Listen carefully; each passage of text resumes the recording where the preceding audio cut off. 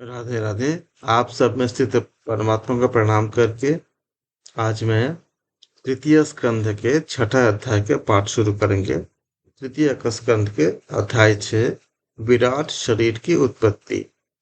श्री मैत्रेय ऋषि ने कहे, सर्वशक्तिमान भगवान ने जब देखा कि आपस में संगठित न होने के कारण ये मेरे महत्त्व आदि शक्तियां विश्व रचना के कार्य में असमर्थ हो रही है, तब वे काल शक्ति को स्वीकार करके एक साथ ही महतत्व, अहंकार, पंच महाभूत, पंच तन्मात्राएं और मन सहित 11 इंद्रिया, इन 23 तत्वों के समुदाय में प्रविष्ट हो गए।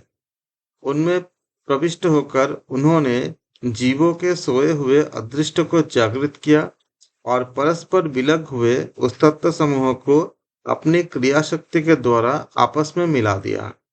इस प्रकार जब भगवान ने अदृष्ट को कारणमुख किया, तब उस 23 तत्वों के समूह ने भगवान की प्रेरणा से अपने अंशों द्वारा अधिपुरुष विराट को उत्पन्न किए। जब भगवान अंश रूप से अपने उस शरीर में प्रवेश किए, तब वह विश्व रचना करने वाली महतत्व आदि का समुदाय एक दूसरे से मिलकर परिणाम को प्राप्त हुए। यह तत्व का परिणाम ही विराट पुरुष है, जिसमें चराचर जगत विद्यमान है। जल के भीतर जो अंड रूप में आश्रय स्थान था, उसमें वह हिरण्यमय विराट पुरुष संपूर्ण जीवों को साथ लेकर 1000 दिव्य वर्षों तक रहे। वह विश्व रचना करने वाले तत्वों का गर्भ कार्य था तथा ज्ञान, क्रिया और आत्मशक्ति से संपन्न था। इन शक्तियों से उसने स्वयं अपने क्रमशः एक हृदय रूप, 10 प्राण रूप और 3 आध्यात्मिक, अधिदैविक और अधिभौतिक विभाग किए। यह विराट पुरुष ही प्रथम जीव होने के कारण समस्त जीवों का आत्मा, जीव रूप होने के कारण परमात्मा का अंश और प्रथम अभिव्यक्ति होने के कारण भगवान का आदि प्रथम अभिव्यक्त होने के कारण भगवान का आदि अवतार है। यह संपूर्ण भूत समुदाय इसी में प्रकाशित होते हैं। यह आध्यात्म, अधिभूत और अधिदैविक रूप से 3 प्रकार के, प्राण रूप से 10 प्रकार का और हृदय रूप से 1 प्रकार का है। फिर विश्व की रचना करने वाले महातत्व आदि के अधिपति श्री भगवान ने उनकी प्रार्थना को स्मरण कर उनके वृत्तियों को जगाने के लिए अपने चेतन रूप तेज से उस विराट पुरुष को प्रकाशित किए, उसे जगाए। उसके जागृत होते ही देवताओं के लिए कितने स्थान प्रकट हुए, यह मैं बतलाता हूँ, सुनो। विराट पुरुष के पहले मुख प्रकट हुआ, उसमें लोकपाल अग्नि अपने अंग वागेंद्रियों के समेत प्रविष्ट हो गया, जिससे यह जीव बोलता है। फिर विराट पुरुष के तालु उत्पन्न हुए, उसमें लोकपाल वरुण अपने अंश रसनेन्द्रिय के सहित स्थित हुए, जिससे जीव रस का ग्रहण करता है। इसके पश्चात उस विराट पुरुष के नथुने प्रकट हुए, उनमें दोनों अश्विनी कुमार अपने अंश ज्ञानेन्द्रिय के सहित प्रविष्ट हुए, जिससे जीव गंध ग्रहण करता है। इसी प्रकार जब उस विराट देह में आंखें प्रकट हुई, तब उनमें अपने अंश नेत्रेंद्रियों के सहित लोकपति सूर्य ने प्रवेश किए, जिस नेत्रेंद्रिय से पुरुष को विविध रूपों का ज्ञान होता है। फिर उस विराट विग्रह में त्वचा उत्पन्न हुई, उसमें अपने अंश त्वगेंद्रियों के सहित वायु स्थित हुआ। उस त्वगेंद्रिय से जीव स्पर्श का अनुभव करता है। जब इसके कर्ण छिद्र प्रकट हुए, तब उनमें अपने अंश श्रवणेन्द्रियों के सहित दिशाओं ने प्रवेश किया। जब श्रवणेन्द्रियों से जीव को शब्द का ज्ञान होता है, जिस श्रवणेन्द्रियों से जीव को शब्द का ज्ञान होता है, उसके बारे में। फिर विराट शरीर में चर्म उत्पन्न हुए, उसमें अपने अंश रोमों के सहित औषधियां स्थित हुई, जिन रोमों से जीव खुजली आदि का अनुभव करता है। अब उसके लिंग उत्पन्न हुए। अपने इस आश्रय में प्रजापति ने अपने अंश वीर के सहित प्रवेश किया, जिससे जीव आनंद का अनुभव करता है। फिर विराट पुरुष के गुदा प्रकट हुए। उसमें लोकपाल मित्र ने अपने अंश वायु इंद्रियों के सहित प्रवेश किया। इससे लगभग मल त्याग करता है। इसमें जीव मल त्याग करता है। इसके पश्चात उसके हाथ प्रकट हुए। उनमें अपनी ग्रहण त्याग रूपा शक्ति के सहित देवराज इंद्र ने प्रवेश किया। इस शक्ति से जीव अपनी जीविका प्राप्त करता है। जब इनके चरण उत्पन्न हुए, तब उनमें अपनी शक्ति गति के सहित लोकेश्वर विष्णु ने प्रवेश किया। इस गति शक्ति के द्वारा जीव अपने गंतव्य स्थान पर पहुंचता है। फिर इसके बुद्धि उत्पन्न हुई। अपने इस स्थान में अपने अंश बुद्धि शक्ति के साथ वाक्पति ब्रह्मा ने प्रवेश किए। इस बुद्धि शक्ति से जीव ज्ञातव्य विषय को जान सकता है। फिर इसमें हृदय प्रकट हुए।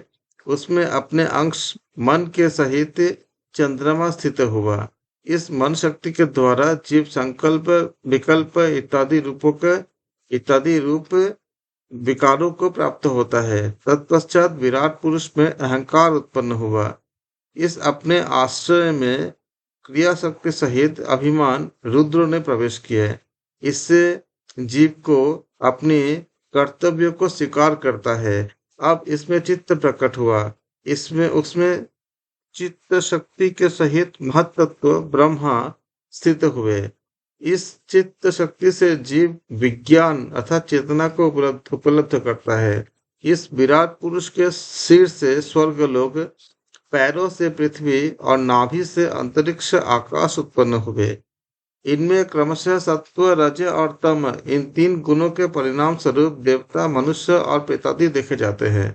इनमें देवता लोग सत्व गुण की अधिकता के कारण स्वर्गलोक में, मनुष्य और उनके उपयोगी गौ आदि जीव रजोगुण की प्रधानता के कारण पृथ्वी में, और तमोगुण स्वभाव वाले होने से रुद्र के पार्षद गण, भूत प्रेत आदि दोनों के बीच में स्थित भगवान के नाभि स्थानीय अंतरिक्ष लोक में रहते हैं। विदुर जी, वेद और ब्राह्मण भगवान के मुख से प्रकट हुए। मुख से प्रकट होने के कारण ब्राह्मण सब वर्णों में श्रेष्ठ और सबका गुरु है।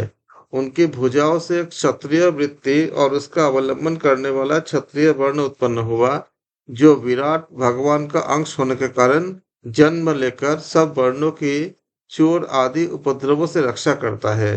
भगवान की दोनों जांघों से सब लोगों का निर्वाह करने वाले वैश्य वृत्ति उत्पन्न हुए, और उन्हीं से वैश्य वर्ण का भी प्रादुर्भाव हुआ।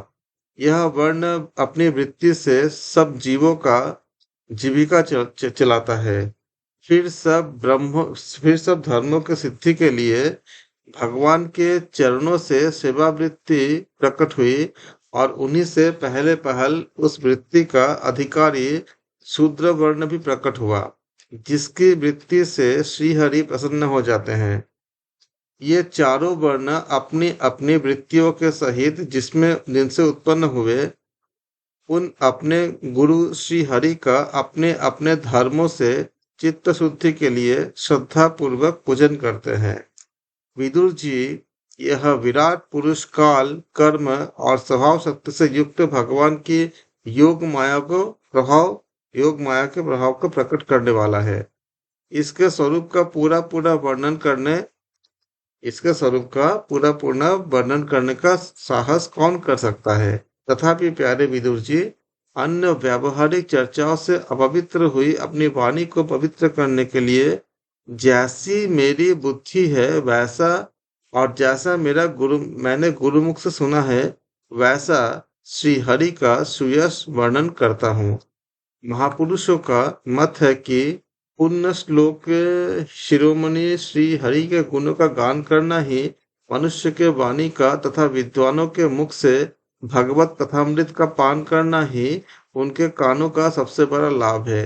वत्स, हम ही नहीं आदि कवि ब्रह्मा जी ने 1000 दिव्य वर्षों तक अपनी योग परिपक्व बुद्धि से विचार किया, तो भी क्या वे भगवान की अमित महिमा का पार पा सके? अतः भगवान की माया बड़े बड़े मायावियों को भी मोहित कर देने वाले हैं। उनकी चक्कर में डालने वाले चाल अनंत है। अतएव स्वयं भगवान भी उसकी थाह नहीं लगा सकते, फिर दूसरों की तो बात ही क्या है।